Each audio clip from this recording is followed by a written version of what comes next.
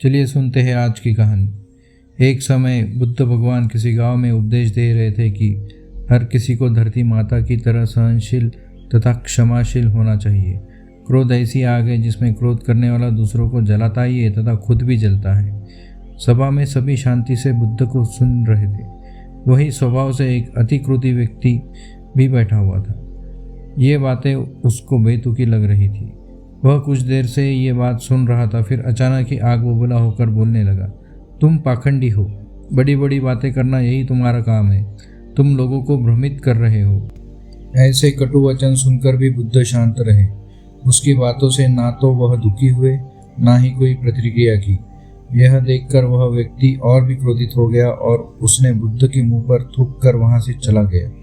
अगले दिन जब उस व्यक्ति का क्रोध शांत हुआ तो वह अपने बुरे व्यवहार के कारण पछतावा करने लगा और वह बुद्ध भगवान को ढूंढते हुए उनके स्थान पर पहुंचा, लेकिन बुद्ध नहीं मिले। वह अपने शिष्यों के साथ अन्य गांव के लिए निकल चुके थे। व्यक्ति ने बुद्ध के बारे में कई लोगों से पूछा और ढूंढते ढूंढते वहीं पहुंच गया जहां बुद्ध प्रवचन दे रहे थे। उन्हें देखते ही वह उनके चरणों में गिर पड़ा और बोला, प्रभु मुझे क्षमा कीजिए। बुद्ध ने पूछा, कौन हो भाई, तुम्हें क्या हुआ है, क्यों क्षमा मांग रहे हो?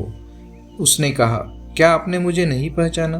मैं वही हूँ जिसने कल आपके साथ बहुत बुरा व्यवहार किया था। मैं अपने कृत्य पर शर्मिंदा हूँ। मैं मेरे दुष्ट आचरण की क्षमा याचना करने आपके पास आया हूँ। भगवान बुद्ध ने प्रेम पूर्वक कहा, बीता हुआ कल तो मैं वहीं छोड़कर आ गया हूँ और तुम अभी भी वहीं अटके हुए हो। तुम्हें अपनी गलती का आभास हो गया, तुमने पश्चाताप कर लिया, तुम निर्मल हो चुके हो। अब तुम आज में प्रवेश करो। पुरानी बातों तथा पूरी घटनाओं याद करके रहने से वर्तमान और भविष्य दोनों बिगड़ते हैं। बीते हुए कल के कारण आज को मत बिगाड़ो। यह सुनकर उस व्यक्ति का सारा बोझ उतर गया। उसने भगवान बुद्ध के चरणों में पड़कर क्रोध त्याग दिया तथा क्षमाशीलता का संकल्प लिया। बुद्ध ने उसके सिर पर हाथ रखकर आशीर्वाद दिया। उस दिन से उसमें बहुत से परिवर्तन आ गए और उसके जीवन में सत्य, प्रेम व करुणा की धारा बहने लगी और अपने क्रोध पर नियंत्रण पा लिया।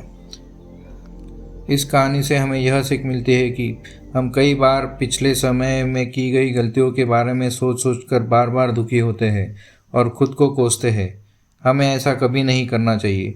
गलती का बोध हो जाने पर हमें उसे कभी ना दोहराने का संकल्प लेना चाहिए और एक नई ऊर्जा के साथ वर्तमान को बेहतर बनाना चाहिए।